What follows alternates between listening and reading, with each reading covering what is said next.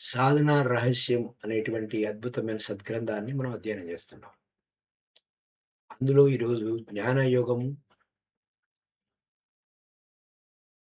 జ్ఞానయోగంలో వివేకం అనే అంశాన్ని మనం చూద్దాం. సో మాస్టర్స్, ప్రియమైన మాతాజీ, చాలా బాగుంది. అలాగా ఈ జ్ఞాన మార్గం అంత గొప్పదైతే దాన్నే అనుసరిస్తాను. అవ్యయమైన ఆనందాన్ని ఈ లోకంలోనే అనుభవిస్తాను అంటావా? అవును. పైకి అంత ఆకర్షణవంతంగా ఉంటుంది ఈ జ్ఞాన మార్గం. దీంట్లో యజ్ఞాలు లేవు, ఆసన ప్రాణాయామాలు లేవు, జపాలు లేవు, తపాలు లేవు. కాబట్టి ఊరికే ఉడ్డోడియంగా వీటన్నింటికి మించిన అనుభవానంద సాగరం లభిస్తుంది. అందుకే దీన్ని అవలంబిస్తానని అనుకుంటున్నావు కాబోలు. అంత సున్నితంగా సులభం కాదు ఈ మార్గం. వాటిల్లో అంటే ఇతర యోగాల్లో ఉన్న నియమాలు సులభంగా అనిపిస్తాయి. వాటిల్లో అంటే ఇతర యోగాల్లో ఉన్న నియమాలు సులభంగా అనిపిస్తాయి. కానీ ఈ జ్ఞాన మార్గంలో ఉండే కట్టుబాట్లు చాలా కఠినం. ఈ మార్గం తొక్కాలంటే చాలా యోగ్యతలు సంపాదించాలి. అప్పుడు గాని ఈ జ్ఞాన మార్గం సులభం అయి దీనిలో ఉండే అనుభవ సంపద లభించదు. ఆ నియమాలు ఏవో, ఆ లక్షణాలు ఎలా వస్తాయో ఈ విషయం ఇక చూద్దాం.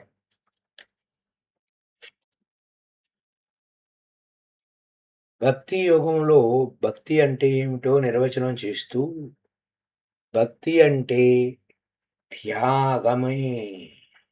భక్తి అంటే త్యాగమే అని భక్తి అని చెప్పాను. భగవంతుడి మీద దృష్టి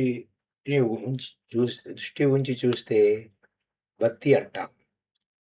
ఆ దృష్టిని అవసరం లేని ప్రపంచం మీదకి తిప్పితే త్యాగం అంటాం. ఈ రెండు విడదీయటానికి వీలులేని విధంగా కలిసే ఉంటాయి. ఈ రెండింటి వల్ల కలిగేది జ్ఞానం అని అర్థం. భక్తి దేని మీద, ఎందుకు అనేది మొదటి ప్రశ్న.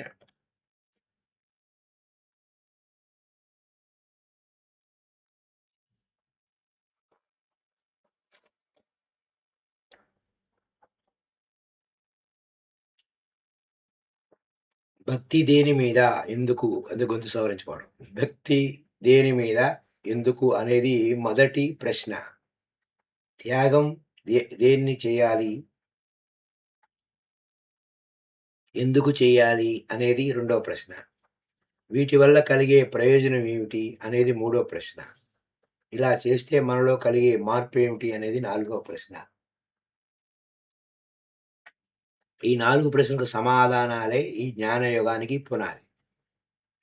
ఈ ప్రశ్నలకు సరైన సమాధానాలు తెలుసుకోకుండా, ఆ సమాధానంలో వచ్చే లక్షణాలు పొందకుండా ఈ జ్ఞాన మార్గం లభించదు. అంతేకాదు, ఈ జ్ఞాన మార్గంలో ప్రవేశించడానికి వీలు లేదు. జ్ఞాన సౌధానానికి ఉండే ద్వారం ఈ గుణాలు పొందితే గాని తెరవబడదు. అందుకని ఈ లక్షణాలను తప్పక పొంది తీరాలి.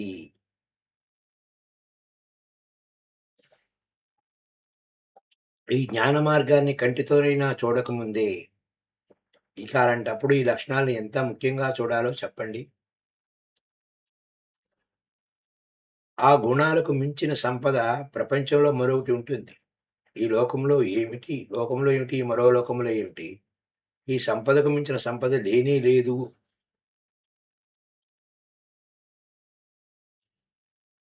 తల్లి, నమ్ము తల్లి. ఈ సంపదే చాలా అత్యుత్తమమైన సంపద.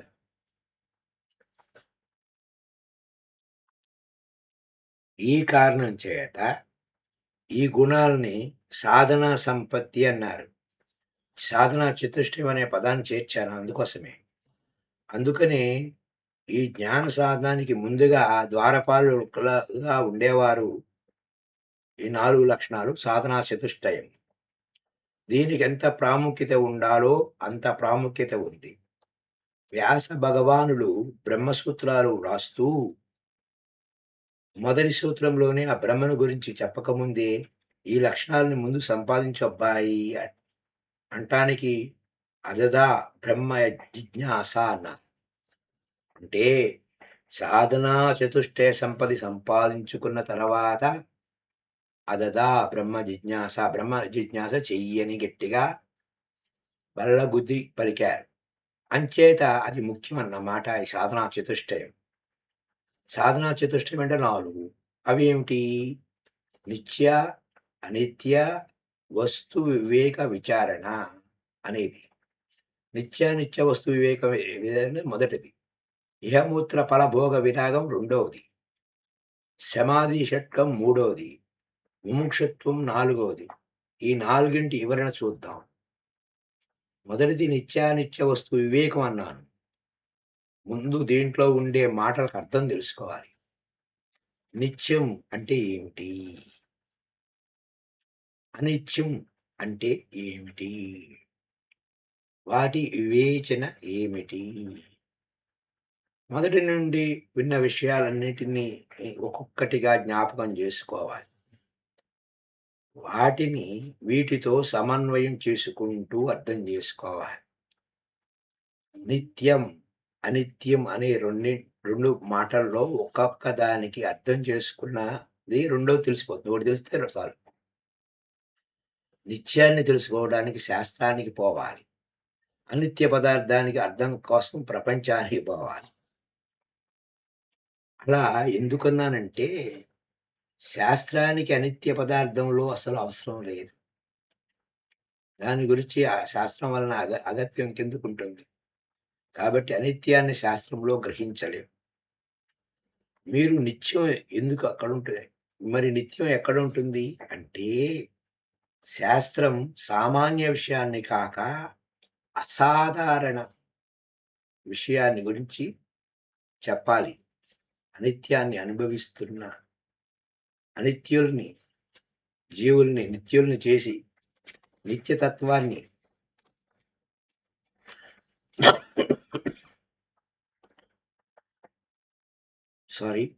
నిత్యతత్వాన్ని అనుభవించడానికి దారి చూపేది శాస్త్రం కాబట్టే ఆ నిత్యాన్నే చెబుతుంది. కాబట్టి నిత్యం కొరకు శాస్త్రంలో వెతకాలి అన్నాను. అలా శాస్త్రాల్లో చూసినా ఈ నిత్యాన్ని అర్థం చేసుకోవడానికి ముందు మన అనుభవంలో ఉండే అనిత్యాన్ని గ్రహిస్తే దీన్ని బట్టి ప్రస్తుతం మన అనుభవంలో లేని నిత్యం తెలుస్తుంది. మనకు తెలియని దాన్ని తెలుసుకోవడానికి తెలిసిన వాడి ద్వారా తెలుసుకోవడం సులభం. కాశీ ఎలా ఉంటుంది అని అడిగావనుకో, నేను దీనికి అర్థం చేయడానికి దాన్ని ఎలాంటిదో దానికి విరుద్ధంగా ఉండేదాన్ని నీకు తెలిసిన పటాన్ని తీసుకొని దాన్ని బట్టి నీకు కాశీని అర్థం చేయిస్తాను. ఎలాగా అంటే నీకు రాజమండ్రి తెలుసు, పెద్దపట్నం తెలుసు, పక్కనే గోదావరి మహానది రైలు వంతెన, కట్ట మీదనే ఇళ్ళు మొదలైన వాటిలో శోభాయమానంగా ఉంటుంది. ఒడ్డునే స్నానాలు వీలుగా అనేక ఘట్టాలున్నాయి. వాటిలో అనేక స్నానాలు చేస్తూనే ఉంటారు. ఇది రాజమండ్రి. అలాగే కాశీ కూడా రాజమండ్రి గోదావరి నది గాని, కాశీ రాజమండ్రికి గోదావరి నది గాని కాశీకి ఇంకా పవిత్రమైనది గంగా నది ఉంది. ఇక్కడలాగే వంతెన, ఘట్టాలు, స్నానాలు అన్నీ ఉంటాయి. కానీ ఇంకా ఎక్కువ ఉంటాయి. అంతటా ఎప్పుడూ జనమే జనం. నీకు తెలిసిన రాజమండ్రితో పోలిస్తే చెప్పేటప్పటికి కొంతవరకు నీకు కాశీ అర్థమవుతుంది. అలాగే కాశీ గురించి నీకు చెప్పడానికి మరొక విధానం. అదే విరుద్ధ విషయాలు చెప్పడం. ఉదాహరణకు మన భీమిలికి దగ్గరగా ఉన్న చిట్టివలస అనుకో, ఆ చిట్టివలస అనే గ్రామానికి కాశీకి ఉండే సంబంధం ఏమిటి? అంతా విరుద్ధమే. చిట్టివలస చిన్న గ్రామం కాదు కాశీ. తాటియాకులు ఇళ్ళు లేవు కాశీలో. మట్టి రోడ్లు కాక తారు రోడ్లు, సిమెంట్ రోడ్లు కాశీలో. కూలీ జనం ఎక్కువ చిట్టి వలసలో ఉంటారు. యాత్రికులతో నిండి ఉంటుంది కాశీ. చిట్టి వలసకు దూరంగా నీళ్లు లేనిది కాకపోతే ఉప్పు నీటి గోస్తని నది ఉంది. అలాగ కాశీకి ఆనుకుని చాలా పెద్దది, పవిత్రమైన గంగా నది ఉంది. ఈ విధంగా అనేక భేదాలు నీకు చెప్పి, చిట్టివలస గుండా లక్షణాలు విరుద్ధ విషయాలు నిండింది కాశీపట్నమని నీకు బోధపరుస్తారు. ఈ 2 విధాలని కాశీ గురించి తెలుసు. అలాగే నిత్యం విషయం గ్రహించాలంటే, మనకు రోజు తెలుస్తూ ఉండే అనిత్యాన్ని తెలుసుకుంటే నిత్యం బోధపడుతుంది. అనిత్య, నిత్యానిత్య వస్తు వివేకం గదా! అనిత్యం విషయం అనుకో మనకు తెలుసు అంటాం. కొంచెం సూక్ష్మ దృష్టితో చూస్తే అంతా నిత్యమే. అంతా క్షణికమే. దాన్ని మనం ఇంగ్లీష్‌లో మార్నింగ్ సెషన్‌లో ఇంపర్మనెన్స్ అని చెప్పుకున్నాం. మనం అనుభవించేదంతా ఎలాగంటావా? చెప్తాను విను. ఈ లోకంలో అనేక విషయాలు చూస్తున్నాం. ఉదాహరణకు చూసుకో, చదువుకోవడానికి ఒక పుస్తకం కొన్నావు. కొన్ని రోజులు ఆ కొత్త పుస్తకం కొత్త వాసనతో ముచ్చటగా మాయకుండా ఎంతో బావుంటుంది. దాన్ని ఎవరైనా తాకితే నువ్వు ఒప్పుకోవు. మరలా మరలా దానిలో బొమ్మలు చూస్తావు. రోజు రోజు ఆ ముద్దు తగ్గుతుంది. అట్ట కూడా మాసిపోతుంది. మూడో రోజు కాగితాలు నలిగిపోతాయి. ఆ ముచ్చట కూడా తగ్గింది. అలా ఒక వారం అయ్యేటప్పటికి అది దాని అది చిరిగిపోయిన అట్టను కాగితాలు కూడా వీధిలో ఉంటాయి. ఎంతకాలం ఆ పుస్తకం? ఎంతకాలం ఉంది ఆ ముచ్చట? ఇంకో విషయం చూడు. ఎంతో కష్టంగా 9 మాసాలు మోసి కన్నది బిడ్డను తల్లి. బిడ్డ తన చేతుల్లో ఉండే వరకు ఎంత ప్రేమ, ఎంత ముద్దు. కొంచెం ఏడుస్తూ ఉంటే బిడ్డ అయిపోయాడు తల్లి నోటితో. నడిచేటప్పుడు కొంటె పనులు చేస్తున్నప్పుడు ఇక చివాట్లకు, దెబ్బలకు లెక్కలేదు.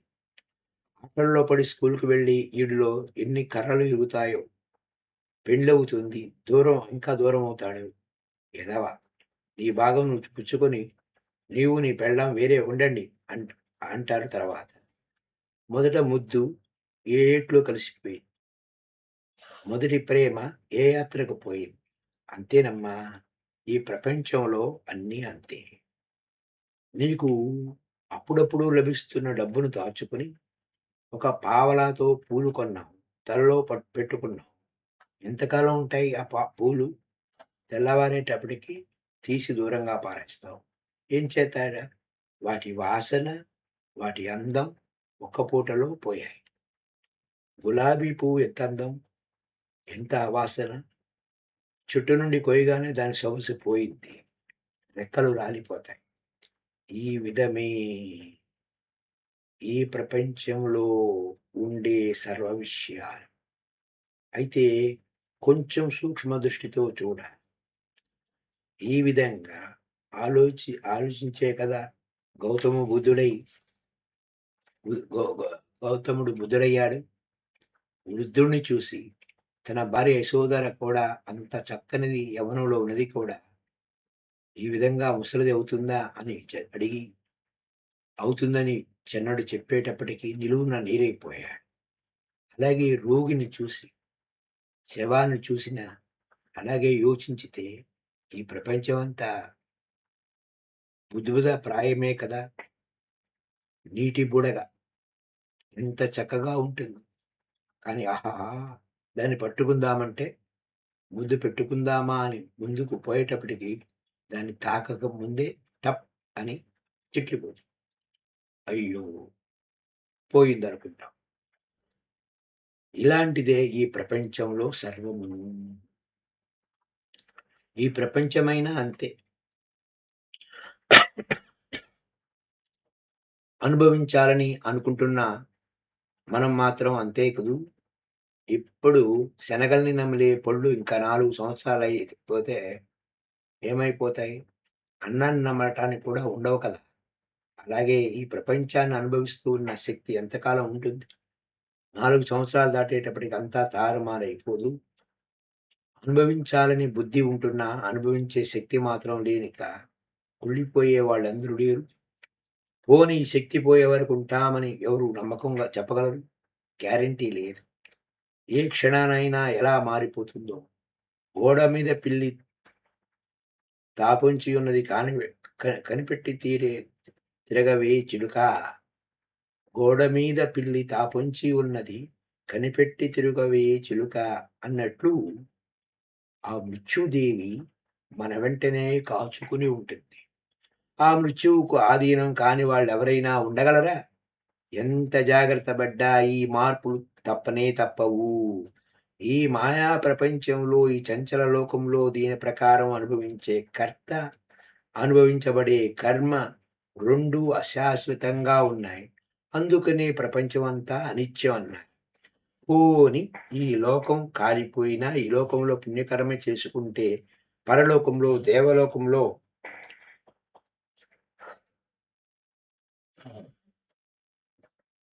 అనుభవించవచ్చు గదా!